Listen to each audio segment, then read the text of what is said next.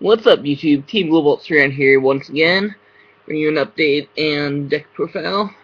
Been doing pretty good in tournaments lately. I played a couple that I've topped and swept with both the deck I'm about to show you and an Origami build, which now has 2 for millions, so doing pretty good about that. If you guys wondering where I play locals, as a reminder, Illuminati Comics and Games over in Amelia in Ohio. If you guys are in that area, we have tournaments every Monday night at 7 o'clock. $5 entry, promos, store credit, all that good stuff. It's pretty cool. You should come by and check it out. Anyways, on to today's deck review. It's a little unorthodox, so let's go ahead and get started. Starting things off with Full Bow. He is the beginning of the Blaster Dark Ride Chain, Blaster Dragon, whatever you want to call it. It's a little bit like everyone else. You ride over him, search for the grade 2, and happy fun has its happies. Alright, moving on. Given the triggers, we run 4 lanes. This is a little controversial because we're running real triggers in here. I decided to go with the lanes over the best healers just because I think they look cooler. In all honesty, you could go half and half or switch it up or however you want to run it, but I just feel there's more royals in here than shadows right now, so more likely to hit the trigger off that. Other criticals, we got for Lou the Badass, as always, my favorite looking critical in the game. For Vegeta Owl, debatably could run some draws or some more shadow triggers over this, but whatever. For the Grim Reaper, one of the other coolest criticals in the game, and that makes 12 criticals and 4 heals, so there's no more triggers in here. Like I said, there's some adjustments that can be made, and of course set 5 is going to happen, but until then I'm running 12 crits that way just to mix it up a little bit. Moving on, we got 2 Blaster Javelins in here. The grade 1 of the Ride Chain, ride him on Full Bow again to your Blaster Dark, and you can use other effect, which doesn't matter because I don't want to fan Blaster Dragon. This is a 2 of in here just because he's more of a tech. But if you get the Ride Chain off, more power to you. You're really not using any specific starters in the cross-clan deck. So if you get the +1 off it, you get the +1 off it. If not, it's a callable unit. So a little iffy on that, but whatever. It's a Blaster. He's cool. My other techie card is 2 Night Squire Allen. It's 1 new promos. I just like him. He looks really cool. I love that. He's got the Blaster armor. Call him Blaster Blade Jr. He's a standard Counterblast longest +1000s, which makes him 7-8k booster. Most 2 roses is not going to matter between 7 and 8, so he does still make a good booster. But if you really need to, you can counterblast. And like I said, he's just there to look cool. In terms of good boosters, runs 3 Marins and 3 Sharons, giving me a total of 6 8Ks. The good thing about having cross clan is that you can do multiple 6K. Excuse me. Allergies.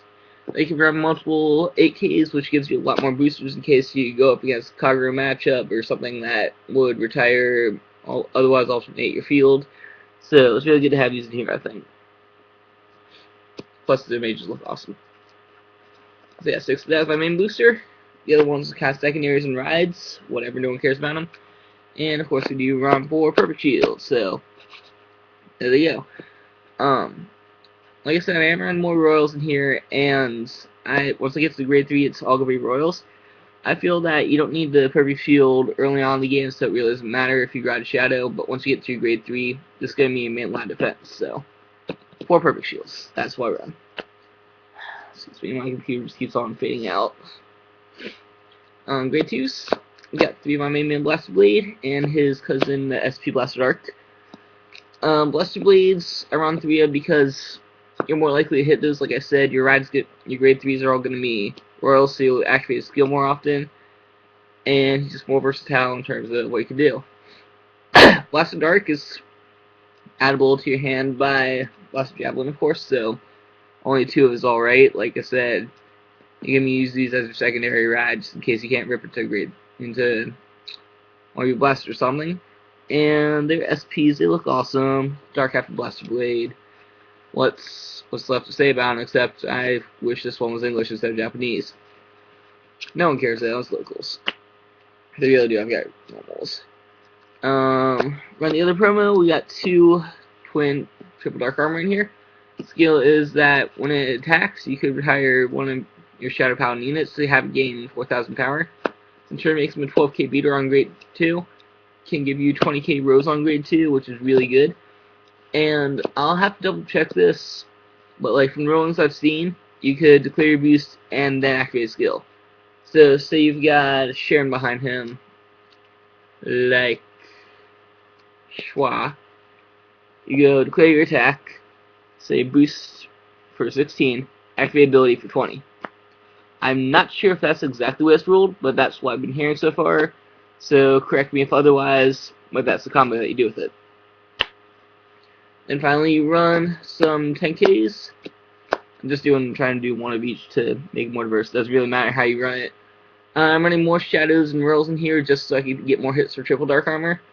But really, you could switch around however you want. I mainly do it because of triple darks. Otherwise, it would just be probably 7, 10Ks, which gives me more room for 2 more of these. So that's how that runs.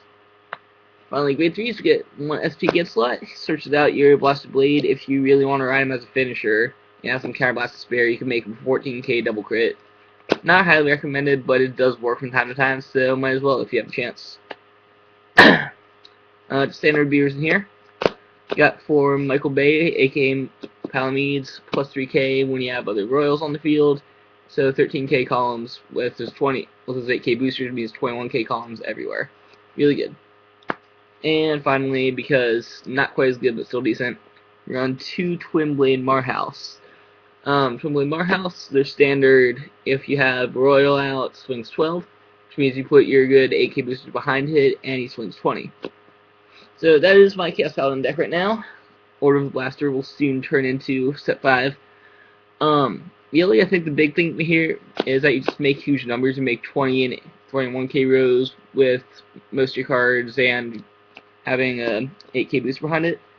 It's really easy to set up for most triggers if you just have your Vanguard as one clan and the Rearguard behind it as another. And overall, it's just really dangerous. The whole 12 crit makes every attack deadly and just runs a bunch of awesome knights. There's not much to say about it.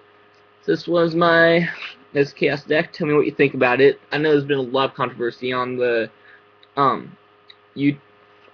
YouTube, on the Facebook group for card fight in North America, but whatever. It's my awesome deck. I love it. Wins me some tournaments, and it makes me happy until set 5 comes out in about a month. So catch you guys later with another whatever. It's Team Global Surround. Sign out.